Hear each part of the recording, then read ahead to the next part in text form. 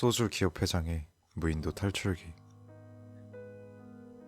바다 한가운데에서 배가 침몰했고 운이 좋아 살아남은 사람들이 어떤 무인도의 해변에서 깨어났다.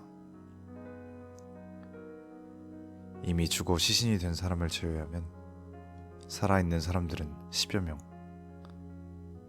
어떤 사람은 멍하니 주저앉았고 어떤 사람은 엉엉 소리내 울었고 어떤 여인은 남편의 시신을 껴안고 울었고 어떤 사내는 숲속을 확인하러 들어갔고 어떤 사내는 해변에 떠내려온 물건들을 정리했고 또 어떤 사내는 해변을 따라 섬을 한 바퀴 돌았다.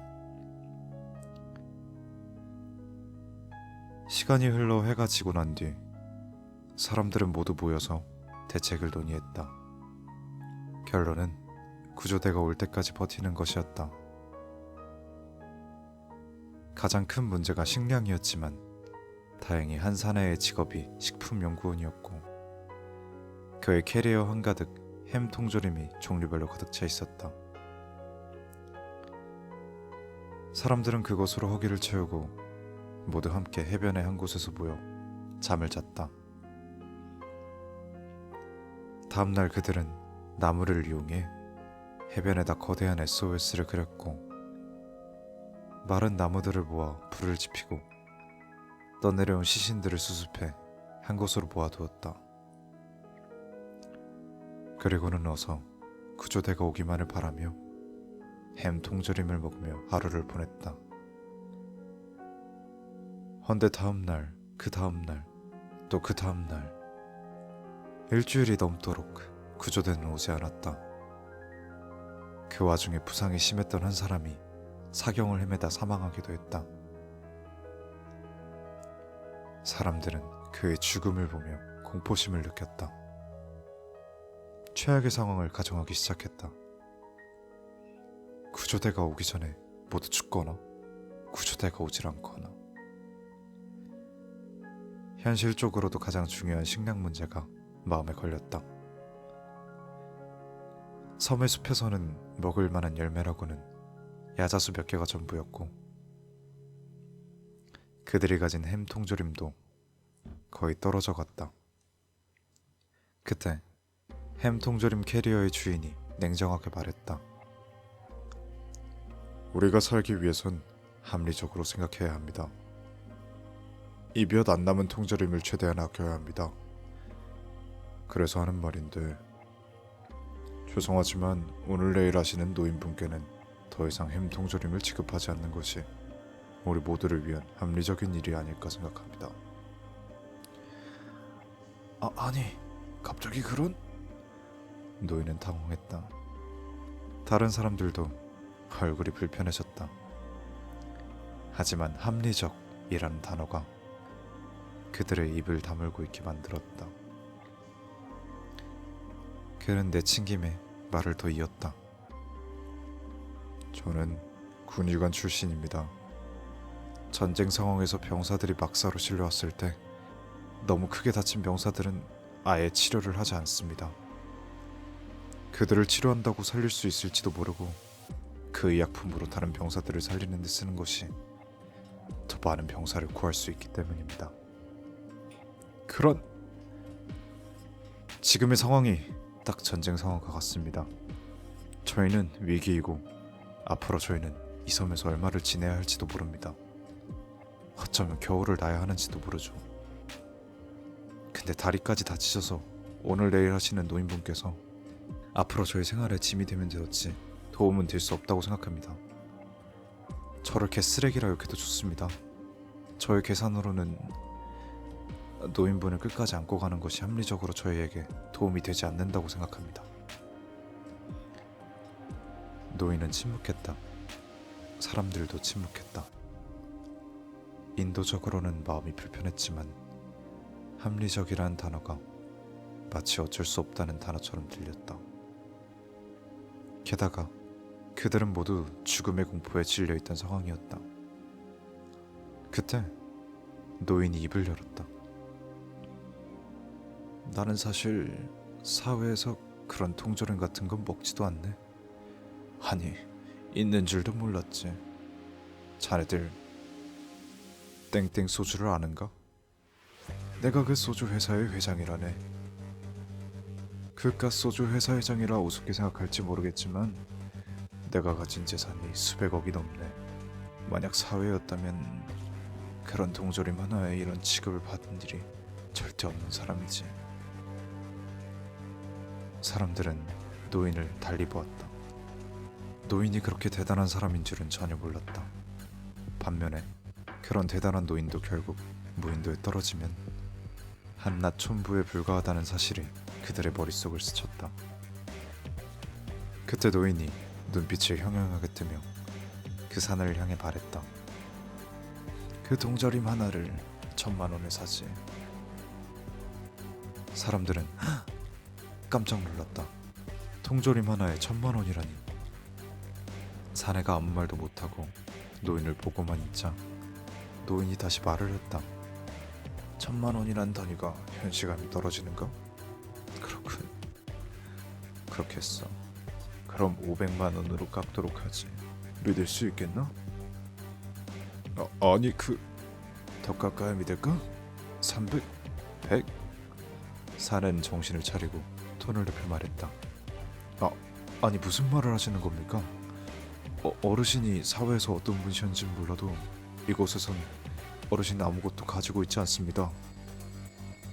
노인은 담담히 대꾸했다. 만약 우리가 구조되어 사회로 돌아가게 되면 그때 돈을 치러주겠다는 걸세. 여기 있는 모두를 공증인 삼아 말이야. 그게 무슨... 그건 구조가 됐을 때 이야기고 지금 당장은 어차피 우리는 구조될 것 아닌가? 아니면 우린 뭘 기다리고 있는 거지? 노인의 한마디에 사내의 입이 다물어졌다. 맞다. 자신들은 구조를 기다리고 있는 게 아니었던가. 그렇지 않다면요 이렇게 아등바등 캔 하나에 목숨 걸고 있지도 않았을 것이다. 노인은 담담하게 말했다. 나중에 구조가 됐을 때 모든 금액을 치러주겠네. 내 약속하지. 그러니 나에게도 통조림을 나누어주게. 아니 나에게 통조림을 팔게. 사내는 침을 꿀꺽 삼켰다. 어느새 노인에게 압도당한 듯했다. 결국 사내가 제안했던 합리적인 희생 방식은 흐지부지 무효가 됐다. 그날 저녁에는 노인을 포함한 모두가 통조림으로 식사를 했던 것이다. 다음날 사람들은 장기전을 이야기하기 시작했다. 구조대가 언제 올지 알 수 없으니 오래 버틸 수 있는 계획의 필요성을 깨달은 것이다. 가장 먼저 집을 지어야겠다는 의견이 나왔다. 그동안은 언제든 구조대가 오면 떠날 셈으로 해변에서 밤을 새웠지만 너무나 춥고 힘들었던 것이다. 집을 지으려니 당장 노동력, 힘쓰는 일이 필요했다. 그것은 대부분 젊은 남자들이 나서야 했다.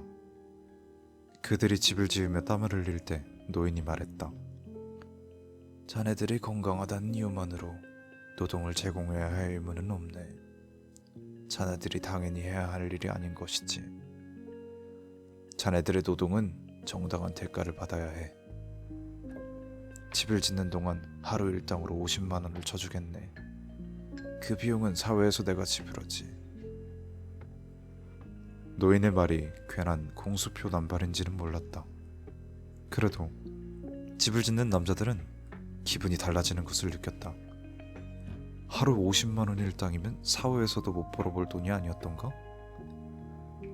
노인의 말이 거짓말이든 아니든 어차피 집은 지어져야 했고 그렇다면 차라리 기분이라도 진짜라고 생각하는 게 더 좋았다. 힘들던 노동도 50만 원의 일당을 받고 하는 일이라 생각하니까 조금은 편해졌다. 웃음에도 좋았다. 회차! 아이 편의점 알바 뛰다가 하루 일당 50만 원씩 받으니까 기분은 좋네.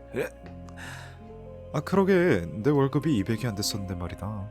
부인도 와서 이게 웬 횡재냐? 사람들은 점점 체계적으로 장기전 태세에 들어갔다. 엉성하지만 비바람을 막을 수 있는 집을 2채나 지었고 증류수를 꾸준히 모을 수 있는 장치와 빗물을 모아두는 비닐 등을 만들었다. 식량 문제도 조금씩이지만 해결되었다. 장기전을 계획하고부터는 본격적으로 바다 사냥을 나갔고 물고기들, 하다못해 조개와 작은 개들이라도 잡아와 식량으로 삼았다. 사람들은 점점 무인도 생활에 적응해 나갔다. 그리고 그들의 무인도 생활 속에서 노인이 유행시킨 것이 한 가지 있었다. 사회에 두고 온 재산이었다. 그 작은 무인도 사회에서도 그들은 서로 돈을 통용시키고 있었다. 그들의 집에는 소중한 노트가 보관되어 있었고 그 노트에는 각자 사회에서 자신들의 가진 재산을 적어 놓았다. 그들은 그 재산을 이 무인도에서 사용했다. 어느 누구도 재산을 허투루 장난으로 쓰는 리가 없었다. 실제 돈을 쓰듯이 신중하게 사용했다. 그들에게 그 재산은 마치 사회와 무인도를 연결해주는 현실의 끈처럼 느껴졌다. 그 돈을 장난처럼 치부해버리는 순간 그들은 구조의 희망도 버리는 것처럼 느껴졌기에 더더욱 진실로 대했다. 첫날 남편을 잃고 넋이다간 듯 지내던 여인이 어느 날 무심코 플립을 엮고 모자를 만들었다.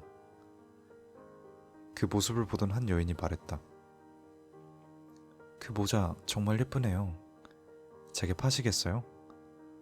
3만 원 드릴게요.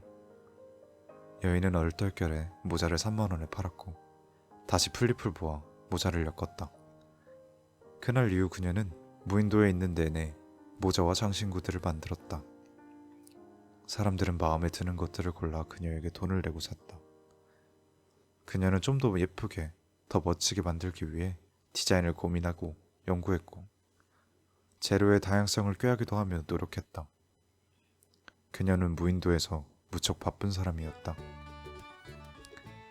사회에서 백수로 지내던 한 청년은 물고기 사냥의 신이었다. 누구도 따라올 수 없을 만큼 사냥을 잘했다. 청년은 사냥한 식재료들을 공짜로 나누지 않았다. 자네가 잘 잡는다고 우리에게 사냥을 해주는 게 당연한 게 아니야. 자네는 힘들게 사냥한 것에 대한 정당한 대가를 받아야만 해. 청년은 매 순간 최선을 다해서 사냥했고 무인도에서 돈을 가장 많이 벌었다. 어떤 이들은 10,000원씩 걸고 내기 바둑을 하기도 했다. 자네들 또 내기 바둑 드나? 무인도에서 뭐 할 게 뭐가 있습니까? 자넨 거기에 두는 게 어떤가? 어르신, 훈수는 안 됩니다. 이게 판당 10,000원인데 어르신이 대신 내주실 겁니까? 내가 왜 내나? 자네가 다 둔 걸 가지고. 이런. 사람들은 서로 간에 무엇이든지 돈을 걸어 했다. 무언가 쓸만한 도구를 만들어 파는 이들도 있었고 물고기 손질과 요리, 빨래, 미용, 집의 확장이나 보수 작업, 심지어 소설을 써서 들려주고 돈을 받는 이도 있었다. 사람들은 모두 돈을 벌기 위해 무언가를 했다. 그것이 그들의 무인도 생활을 버티게 했다. 그래서 그날이 왔다. 하늘 위로 헬기가 지나간 날 거대한 SOS 마크를 매일매일 청소하는 보람이 있었는지 배다! 배가 다가온다! 배야! 모두들 배가 오고 있다고! 그들은 기어이 구조됐다. 몇 개월을 무인도에서 견뎌내어 기어코 구조됐다. 그들은 얼싸안고 기쁨의 눈물을 흘렸다. 구조된 배 위에서 고향으로 향하며 서로의 얼굴을 마주치기만 해도 눈물을 흘렸다. 그들의 소식이 모두 전해지고 사람들이 마중 나온 항구로 향할 때 노인의 표정이 어두워졌다. 모두가 들뜨고 기쁘고 환한 얼굴이었지만 노인의 얼굴이 어두웠다. 눈을 질끈 감은 노인은 고백했다. 용서하게들, 사실 난 기업의 회장이 아니야. 그런 재산 따위는 가지고 있지 않네. 그날 그 자리에서 살고 싶어서 거짓말을 한 거야. 미안하네. 사람들은 노인의 말에 노인을 돌아보았다. 그들 모두가 노인에게서 수천만 원씩 받을 돈이 있는 이들이었다. 이윽고 그들은 노인을 향해 고개를 끄덕거렸다. 그게 다였다. 그냥 알았다는 듯 고개를 끄덕거렸다.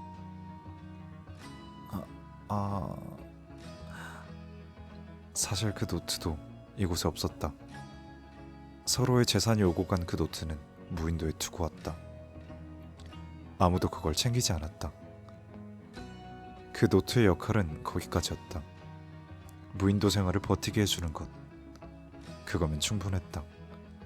이후 방송에 출연한 그들은 항상 말했다. 통조림 몇 개 때문에 한 노인을 죽이려고 할 때 저희는 무인도에 사는 짐승들이 되어 있었습니다.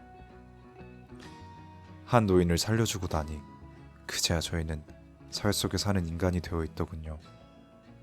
그래서 저희는 살았습니다.